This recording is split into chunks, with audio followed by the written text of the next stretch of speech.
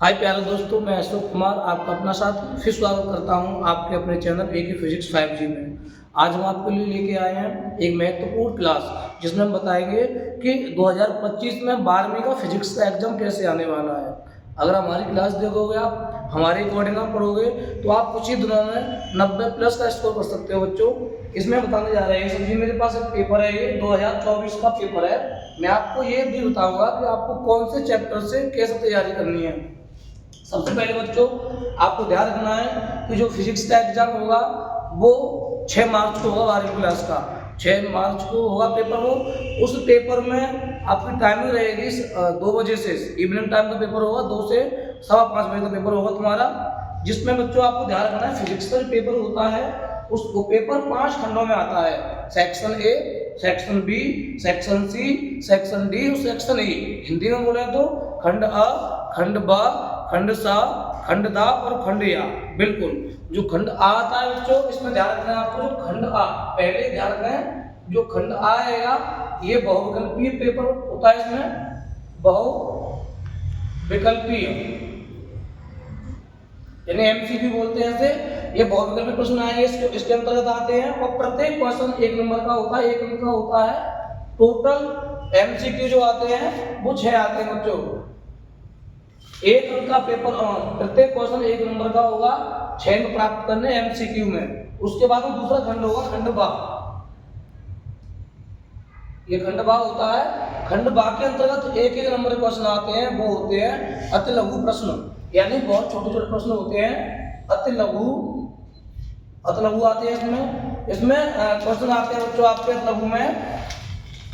और ये paper 2 version में आता है, हिंदी में दोनों में आता है। इसमें क्वेश्चन आएंगे तुम्हारे 1, 2, 3, 4, 5, 6, यानी 1-1 अंक के आपको 6 क्वेश्चन आएंगे। इसमें भी जो अतिलघु प्रश्न आएंगे, अतिलघु ये बहुत छोटे प्रश्न होते हैं, इनका आंसर केवल आपको छोटे शब्दों में देना है, कम शब्दों में देना है। तो प्रत्येक क्वेश्चन 1 नंबर का होगा। 6 क्वेश्चन आएंगे। ऐसे बहुविकल्पीय होते हैं, प्रत्येक क्वेश्चन 1 नंबर का होता है। 6 नंबर इसमें आते हैं। अब खंड की बात करते हैं। खंड सा, खंड सा में जो क्वेश्चन आते हैं, खंड सा में वो क्वेश्चन होते हैं तुम्हारे लघुत्तरीय टाइप फर्स्ट को होते हैं। लघुत्तरीय प्रश्न होते हैं, लघुत्तरीय ये फर्स्ट टाइप के होते हैं प्रश्न। ये इसमें जो क्वेश्चन आते हैं, प्रत्येक क्वेश्चन होता है 2 नंबर का। ये बहुत अच्छे से ध्यान रखना है, प्रत्येक 2 नंबर का क्वेश्चन होता है। इसमें नंबरों की संख्या होती है 1, 2, 3, 4। इसमें केवल क्वेश्चन आएंगे तुम्हारे 4, यानी प्रत्येक एक क्वेश्चन 2 नंबर का होगा। और टोटल प्रश्न आते हैं 4, यानी 8 नंबर आप कर सकते हो यहाँ से। खंड जो दा होता है, खंड दा ये होता है लघुत्तरीय। ये भी लघुत्तरीय होता है, टाइप सेकंड के आते हैं। ये प्रत्येक क्वेश्चन 3 नंबर का होता है। ये 3 अंक का प्रश्न होगा ये। इसमें टोटल क्वेश्चन आएंगे 1, 2, 3, 4, 5। इसमें 5 क्वेश्चन आते हैं बच्चों। ये बहुत अच्छे से ध्यान रखना है कि जो खंड सा और दा दोनों लघुत्तरीय होते हैं, लेकिन टाइप 1 जो आते हैं उसमें 2 का प्रश्न पूछा जाता है। प्रत्येक क्वेश्चन 2 नंबर का होगा और टोटल क्वेश्चन आएंगे 4। और जो खंड दा होता है ये भी लघुत्तरीय होता है। इसमें टाइप सेकेंडरी क्वेश्चन होते हैं। ये प्रत्येक क्वेश्चन 3 अंक का होगा और प्रश्नों की संख्या होती है 5, यानी 5 प्रश्न आएंगे। एक 3 नंबर का है तो 15 नंबर आपको तैयार है यहाँ से। इसके बाद में दा के बाद में खंड आएगा तुम्हारा खंड, इसमें सॉरी जो लघुत्तर टाइप सेकंड होते हैं इसमें और भी प्रश्न आते हैं। इसमें 3-3 अंक के अगले क्वेश्चन में पूछे जाते हैं। 1, 2, 3, 4, 5, 1, 2, 3, 4, 5 क्वेश्चन इसमें आते हैं। यानी ये आपको बहुत अच्छे ध्यान रखना है। जो खंड दा होता है इसमें लघुत्तरीय जो क्वेश्चन होते हैं सेकंड टाइप में, ये भी इस लघुत्तरीय में आएगा। ये लघुत्तरीय टाइप सेकंड, लेकिन खंडीय दा के अंतर्गत आते हैं। खंड दा में टोटल तो 10 आते हैं, 10 क्वेश्चन टोटल आते हैं ये, और 3-3 नंबर के क्वेश्चन होते हैं ये। इसके बाद में खंड आएगा या खंड। या खंड में 3 प्रश्न आते हैं, 9 क्वेश्चन आते हैं। इसमें क्वेश्चन आएंगे आपके 4 क्वेश्चन आते हैं। इसमें तो 4 क्वेश्चन आएंगे 6, 7, 8 और 9, यानी टोटल संख्या होगी प्रश्नों की 4 और प्रत्येक 5 अंक का होता है। 5 अंक का और क्वेश्चन संख्या होगी 4 इसमें। इस प्रकार से ये 20 नंबर के यहाँ से मिलेंगे आपको, यहाँ से 15 नंबर मिलेंगे, 15 नंबर यहाँ से मिलेंगे आपको, 8 यहाँ से, 6 यहाँ से और 6 यहाँ से।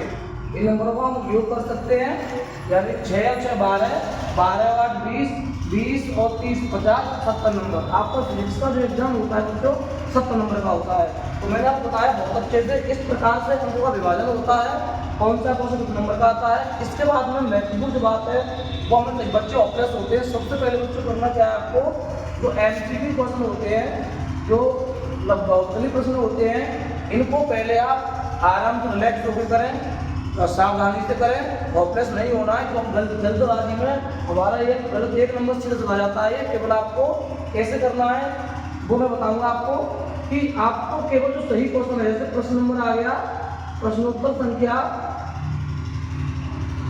पहले का, अगर इसका सही ऑप्शन है फर्स्ट, तो केवल फर्स्ट को लिख करके जो भी है उसको टिक करना है, ऐसे बस, ज़्यादा नहीं करना है उसमें। अब उसके बाद सबसे पहले बच्चों हमें लॉन्ग क्वेश्चन को देखना है। जो हमारे पास लॉन्ग क्वेश्चन होते हैं समय खराब नहीं करना है। जो क्वेश्चन आपसे सबसे पहले आ रहा है, हमारे माइंड में जो प्रश्न है उसे हम कर सकते हैं। वो अगर लॉन्ग क्वेश्चन आप कर रहे हो बहुत अच्छी बात है। नंबर 5 अंक का प्रश्न है ये, लॉन्ग क्वेश्चन लगाएं। उसके बाद में ऐसा कोई इशू नहीं है कि आपको पहले क्रम से करना है। आप कोई क्रम से करते हो तो अच्छी बात है, अच्छे नंबर मिलेंगे आपको। नहीं तो आप किसी भी प्रश्न को कहीं भी कर सकते हैं, आगे पीछे, लेकिन नंबर डालना होता है। हमें वहाँ प्रश्न की संख्या डालनी होती है कि कौन सा प्रश्न हम हल कर रहे हैं, 5 का कर रहे हैं, या 4 का कर रहे हैं, या 3 का कर रहे हैं। बहुत से बच्चे जल्दबाजी में बच्चे क्या करते हैं, वो नंबर डालना भूल जाते हैं। नंबर नहीं भूलना है, हमें जिस क्वेश्चन पे हम करने जा रहे हैं उस क्वेश्चन नंबर को अवश्य डालना है हमें अच्छे को प्राप्त करने के लिए। तो सबसे पहले हमें लघुत्तरी करने हैं, उसके बाद जो लॉन्ग करने का, लॉन्ग के बाद में हमें लघुत्तरी करने हैं, लघुत्तरी के बाद में हम अथर्व कर सकते हैं प्रश्नों को